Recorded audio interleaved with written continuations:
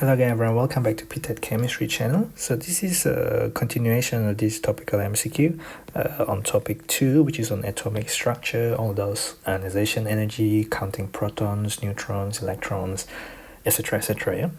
So this is a question on ionization energy. So they say that this is the variation of first IE for 6 consecutive elements. They don't tell you which period they are in, but they just tell you it's proton number between 1 to 18, so it's the first 3 period of the periodic table. Yeah, I hope you can associate with this really drastic drop, and that usually is an indication of filling in a new shell, because there's a huge drop, not like a small drop like this. This implies that this is the noble gas, which is group 18, and therefore this implies that there's group 1 because you're filling in a new shell which is further away from the nucleus. That means this is group 2, this is group 13, this is 14 and 15.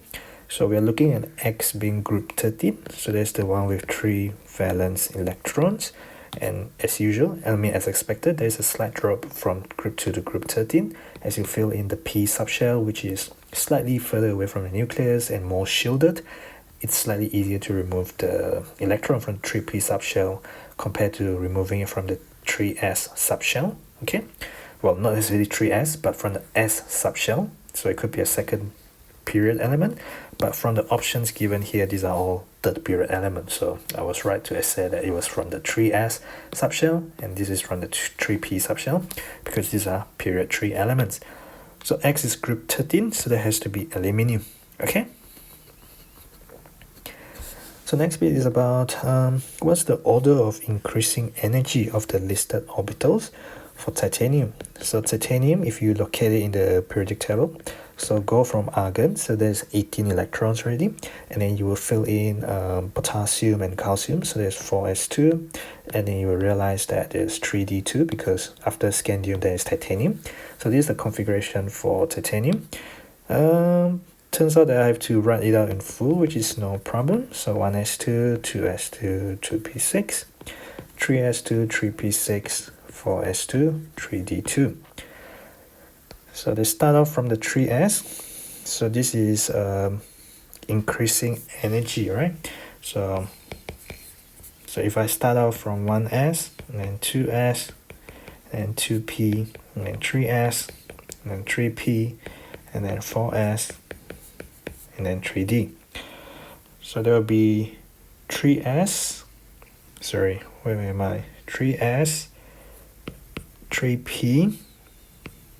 Okay, after the 3s, then you fill the 3p. After the 3p, you fill the 4s before the 3d. You fill the 4s before the 3d. Okay, so this is just a standard half-bar principle. But I do not necessarily want to start by drawing everything out. It's more about using your periodic table to your best advantage, okay? So with this next question, is asking you that what happened when you lose one electron and then you have a half-filled set of p orbitals. So a bit tricky here because this is carbon minus, this is n minus, and it's all plus there. So what essentially happened is how many electrons are we having? This one will have an electronic configuration of nitrogen because he has gained one extra electron, so it will look like a nitrogen atom. This one was obviously a nitrogen atom. This one has gained one extra electron from nitrogen, so it would look like an oxygen atom. This is a O plus, so it would look like a nitrogen atom because it has lost one. Electron, right? Because of the +1 charge. Okay. So now we are going to lose one electron. So lose one electron. So that means n electron. So you are going to look like. So how is your electronic configuration going to look like? It will look like nitrogen for each of these species. Okay, except for this looks like oxygen. When the nitrogen loses an electron, okay, so you're going to have, it's going to look like carbon, carbon, and carbon, whereas the oxygen is going to look like nitrogen when you lose an electron.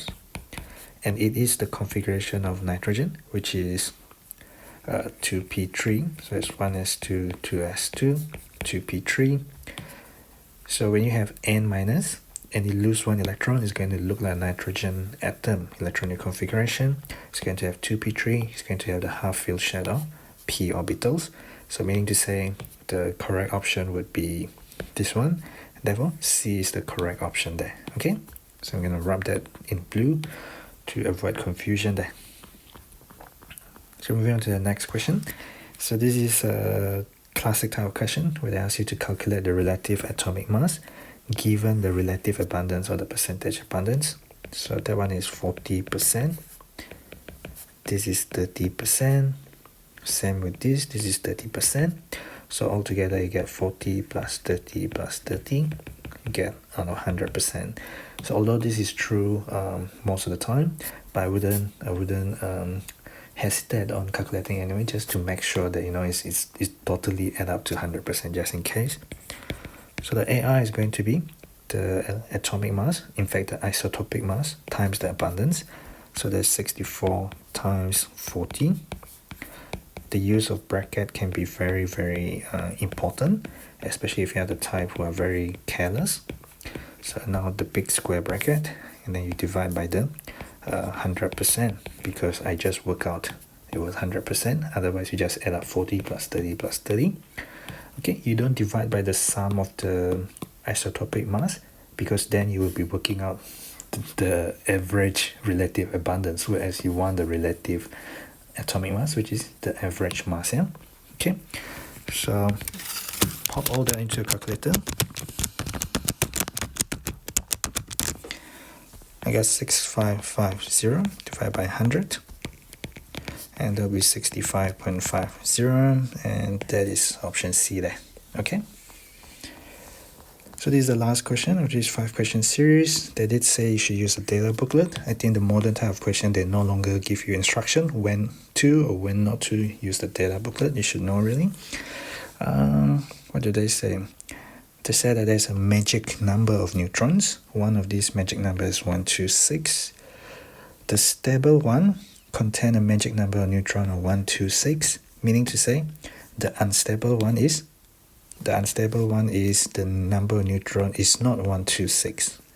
Okay, because only the one with magic number of neutrons are stable. So the unstable one, so it's unstable, it's not 126. All right, so go to your data booklet and work out the number of proton. So bismuth is in group 15 and lead is in group 14, polonium is group 16, thallium is in group 13. Okay, so bismuth is 83 proton, polonium is 84 proton, lead is 82 proton, and thallium is 81 proton. Okay, so the number of neutron is going to be the number of nucleon number minus the proton number.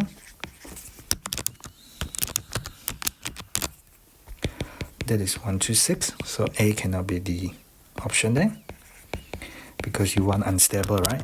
So it's very important that once you get 126, then you thought, oh, A is the answer, but you forgot to read that they want the unstable one. So it's very common to make the mistake of like, you calculate for the first one, you get 126, you straight away put 126 without reading the question first. All right, so it's important that unstable, that means not 126. Okay, that's why they put this as an option 1 there. All right, so here is 210 minus 84.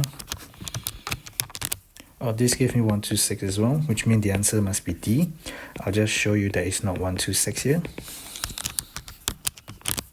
It's 127. It's not 126. Therefore, it's unstable. Okay, so the nucleus is unstable. So D is the option there. All right, so it's very important not to just jump to conclusion without reading the question. Yeah. So this is it of this 5-question series. Make sure you subscribe to the channel if you haven't. If you enjoy these videos, make sure you share with your friends, your colleagues if you're a teacher, your class chat, or whoever you think these videos might benefit other people. So yeah, thank you for watching. See you in the next video.